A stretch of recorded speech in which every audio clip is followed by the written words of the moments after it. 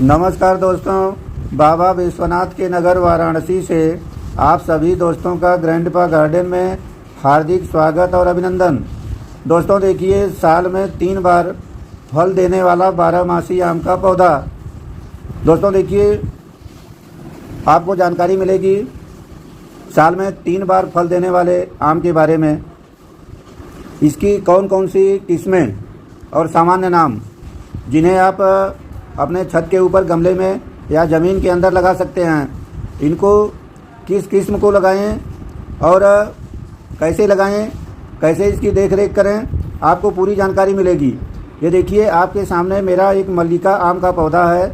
इसकी हाइट करीब 15 फीट ऊंची है और 5 साल का पौधा है। अगर आप इतना बड़ा पौधा गमले में लगाएंगे मल्लिका आम को, तो आपको गमले में फल नहीं मिल पाएगा या बहुत ख़राब स्थिति में फल मिलेंगे। तो आपको अगर गमले में आम का पौधा लगाना है तो हम 5 वैरायटी बताएंगे साल में 3 बार फल देने वाले आम के पौधों के विषय में। उन वैरायटी को जानिए और उनमें से कोई एक लगाइए, आपको बहुत अच्छा उत्पादन मिलेगा। दोस्तों, अब आप जानेंगे आम की पहली वैरायटी, पहली किस्म के बारे में। ये देखिए, आपके सामने 12 आम का पौधा। इसका सामान्य नाम 12 आम ही है और यह ऑल टाइम वैरायटी है, साल में 3 बार फल देती है।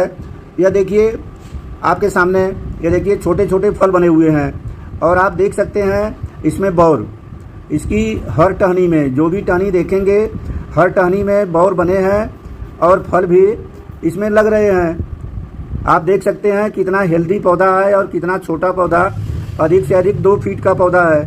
तो आपको अगर इस वैरायटी को लगाएंगे, 12 आम के नाम से मार्केट में मिलता है, तो इसमें छोटे पौधे में ही बहुत अच्छे फल आपको मिलते हैं।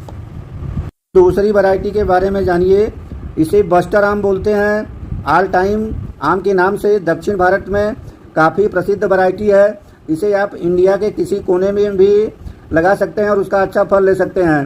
दोस्तों देखिए, इसमें फल की साइज़ अच्छी मिलती है, छोटे पौधे में बड़े बड़े फल। तो आप नर्सरी से ला करके बस्टर आम को अपने घर के छत पे गमले में उगा सकते हैं, अच्छा फल भी ले सकते हैं। दोस्तों देखिए, एक होता है कटिमोन आम। कटिमोन के नाम से आपको नर्सरी में मिलेगा, यह इसका सामान्य नाम है। यह भी ऑल टाइम मैंगो 12 सदाबहार आम का पौधा है। साल में कम से कम 3 बार, 2 बार, 3 बार, 4 बार फल देता है। एक बार का फल समाप्त नहीं होता है, उससे पहले ही नए बर और नए फूल बनने लगते हैं। नए नए फिर आम बनते जाते हैं, पूरे साल आम समाप्त नहीं होता है। तो आप कटिमोन वैरायटी को भी लगा सकते हैं। तो देखिए, अगली वैरायटी, चौथी variety, Thailand all time mango. Thai variety बहुत अच्छी वैरायटी है, बहुत छोटे पौधे में ही फल बनने लगता है। इसमें कम देख रेख में भी आपको अच्छे फल मिलते हैं। फल में मिठास बहुत ज़्यादा होती है, फल की साइज अच्छी आती है। न्यूट्रिएंट्स आपको इस थाई वैरायटी के लिए बहुत ज़्यादा नहीं देना पड़ता है। यह देखिए, एक स्पेशल संकर किस्म है और यह अपने मिठास के लिए प्रसिद्ध है। 5वीं variety, Vietnam all time mango. अगर आप अपने गार्डन में वियतनाम ऑल टाइम मैंगो लगाते हैं तो यह वैरायटी भी काफ़ी अच्छी है। इसका भी पौधा छोटा होता है, छोटे गमले की ज़रूरत पड़ती है, बहुत बड़ा गमला नहीं चाहिए। इसे भी आप अपने छत पे लगा करके अच्छे फल ले सकते हैं। इसमें गूदा ज़्यादा होता है, गुठली बहुत छोटी होती है और आपको फल में स्वाद और न्यूट्रिएंट्स भरपूर मात्रा में मिलते हैं। इन 5 वैरायटी के फ़ायदे, इसे आप गमले में बड़े ही आसानी से उगा सकते हैं। पूरे साल आपको फल मिलता है और पूरे साल बगीचे में फल लगे हुए देखने में बहुत सुंदर लगते हैं। देखिए, अब आप जानिए कि साल में 3 बार फल देने वाले आम के पौधे को कैसे लगाएं। चैनल ग्रैंडपा गार्डन को सब्सक्राइब करिए, वीडियो को लाइक करिए, अन्यों को शेयर करिए। नर्सरी से आप इन 5 में से कोई भी एक ऑल टाइम मैंगो, साल में 3 बार फल देने वाला आम का पौधा लाइए और उसे लगाइए। देखिए, सबसे पहली चीज़ आप जानिए गमले की साइज़। गमले की साइज़ आपको लेना होगा कम से कम 20 इंच का। छत के ऊपर लगाइए, 20 इंच का गमला लीजिए। आप गमला प्लास्टिक का या सीमेंट का या मिट्टी का कोई भी गमला इस्तेमाल कर सकते हैं, ग्रो बैग्स का भी इस्तेमाल कर सकते हैं। अब ये देखिए कितने अच्छे बॉल और फल बने हुए हैं मेरे इस 20 इंच के प्लास्टिक के ग्रो बैग्स में लगे आम के पौधे में। आप देखिए गमले की साइज़ का ध्यान रखिए, आपको पौधा हमेशा धूप में लगाना है। ऐसी जगह का चयन करिए जहाँ पर कि कम से कम 5 से 6 घंटे धूप आपके आम के पौधे को मिलना चाहिए। पानी आपको केवल गमले में इतना डालना है कि आपके गमले की मिट्टी नम रहे, मिट्टी गीली नहीं होनी चाहिए। तो इस तरह से ज़्यादा पानी आपको नहीं डालना है, ज़्यादा पानी डालेंगे तो इसकी जड़ें खराब हो जाती हैं। जानिए कि आपके छोटे पौधे में बौर तो बहुत ढेर सारे आ जाते हैं, लेकिन क्या आपको इसका फल सभी बौर में लेना चाहिए या नहीं लेना चाहिए? तो देखिए इसका जवाब है कि इसे काट करके कुछ बौर को निकाल देते हैं। सारे बौर में आपको फल नहीं लेना है। अगर आप सारे बौर में फल लेंगे तो क्योंकि आपका पौधा छोटा और कमज़ोर होता है तो उतने फल के वो पौष्टिक आहार देने में पौधा आपका कमज़ोर हो जाएगा, आगे आपका पौधा सूख सकता है। इसलिए कम से कम 50% बौर को काट दीजिए और थोड़े बौर रखिए, थोड़े फल लीजिए। तो इस तरह से देखिए अब आपको गमले की मिट्टी के बारे में जानिए। मिट्टी आपको वेल ड्रेन्ड बनाना है और कम से कम महीने में एक बार गुड़ाई कर दीजिए। मिट्टी जो आप बनाते हैं तो मिट्टी में आप 50% मिट्टी लेंगे, 30% गोबर की खाद और इसके बाद 15% बालू मिला दीजिए। 5% में आपको नीम खली, सरसों खली या और कोई न्यूट्रिएंट्स डाल सकते हैं। बोन मील का इस्तेमाल करेंगे तो फास्फोरस अच्छा मिलेगा। मिट्टी में थोड़ी सी राख मिला दें जिससे कि आपकी मिट्टी कीटाणुनाशक रहेगी और फास्फोरस भी आपके आम के पौधे को मिलेगा। दोस्तों देखिए अब हम जानेंगे कि आम के पौधे को कितना न्यूट्रिएंट्स देना चाहिए।